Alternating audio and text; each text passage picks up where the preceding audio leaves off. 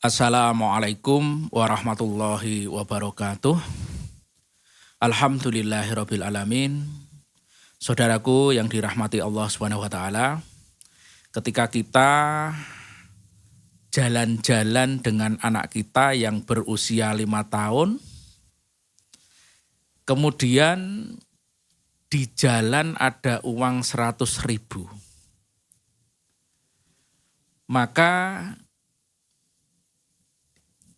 anak kita pasti bertanya, itu uang siapa ya?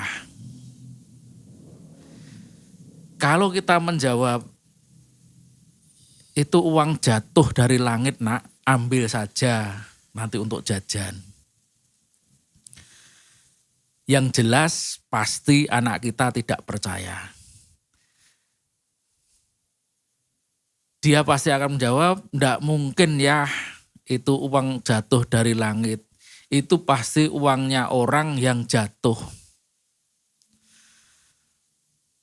Saudaraku yang dirahmati Allah Subhanahu wa taala, ya begitulah anak ketika masih sesuai fitrahnya sebagai anak, masih suci,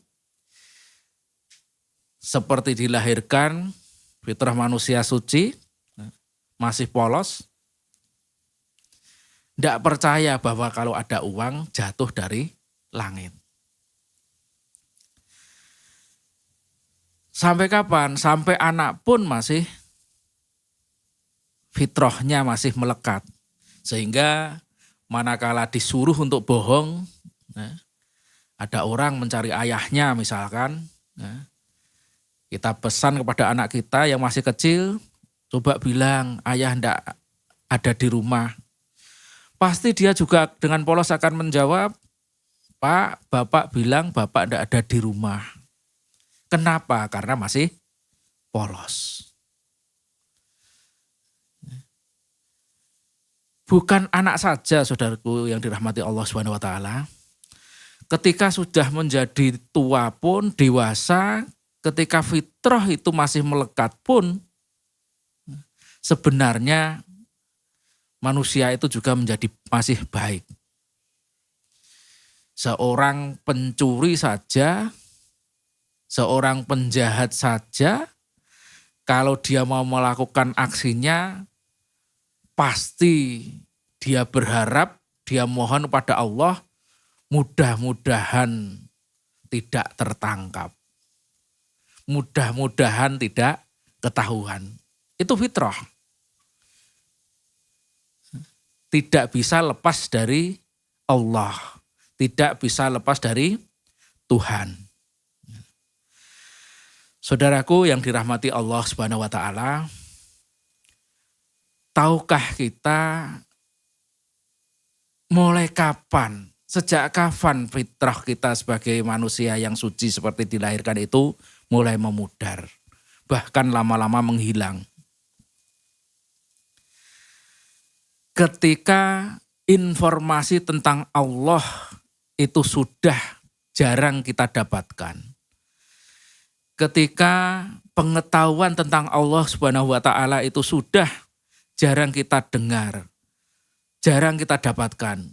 Disitulah mulai memudar fitrah kita sebagai manusia yang seperti bayi suci. Mulai memudar, bahkan lama-lama hilang. Kalah dengan informasi-informasi yang mengaburkan tentang Allah. Kalah dengan pikiran-pikiran yang kadang-kadang mengalahkan tentang Allah. Ketika orang sudah banyak pikiran tentang kehidupan, banyak pikiran tentang ekonomi, banyak pikiran tentang permasalahan hidup, dan dia hanya menggunakan pikirannya untuk memikirkan itu semua, tanpa melibatkan Allah, tanpa mengetahui informasi-informasi tentang Allah, disitulah fitrahnya mulai memudar. Manusia akan sibuk mencari solusi dengan akal pikirannya masing-masing. Bahwa kita harus kerja full, bahwa kita harus menggunakan pikiran maksimal untuk menghadapi permasalahan-permasalahan itu. Saudaraku yang dirahmati Allah Subhanahu wa taala, sehingga informasi tentang Allah itu mulai hilang. Maka Allah peringatkan, alam ya'lam anallah. Tidakkah kamu tahu tentang Allah? Kemana informasi Allah yang selama ini kita terima? Sifat-sifatnya, kekuasaannya. Kadang kita lupa, kadang kita malah tidak mengerti. Kenapa? Karena memang kita tidak pernah mencari tahu. Karena kita memang tidak pernah belajar. Yang kita pikirkan adalah kebutuhan. Yang kita pikirkan adalah keduniaan. Allah lupa. Siapa Allah? Lahu mulkus samawati wal ardh. Allah yang memiliki kerajaan di langit dan di bumi. Ini pun sudah mulai menghilang. Banyak orang berpikir di langit dan di bumi itu gunung, laut. Padahal harta benda kita itu pun termasuk sesuatu yang ada dalam bumi. Berarti apa? Berarti itulah kekuasaannya Allah. Hak miliknya Allah. Uang yang ada dalam dompet kita. Itu kan kekuasaan Allah. Tetapi kenapa selama ini kita merasa ini milikku? Ini yang saya cari, ini yang saya usahakan sendiri. Maka ketika ada perintah untuk sedekah, kita berat mengeluarkannya. Ketika ada perintah untuk zakat, kita berat untuk melakukannya. Karena merasa memiliki uang itu. Merasa memiliki harta benda itu. Padahal itu semua adalah kekuasaannya Allah. Hak miliknya Allah. Kita hanya dikasih pinjaman oleh Allah. Kita hanya dikasih hak pakai oleh Allah Subhanahu wa taala. Sampai kapan? Sampai mati. Setelah mati kita sudah tidak punya hak pakai. Setelah mati pinjaman selesai. Saudaraku yang dirahmati Allah Subhanahu wa taala,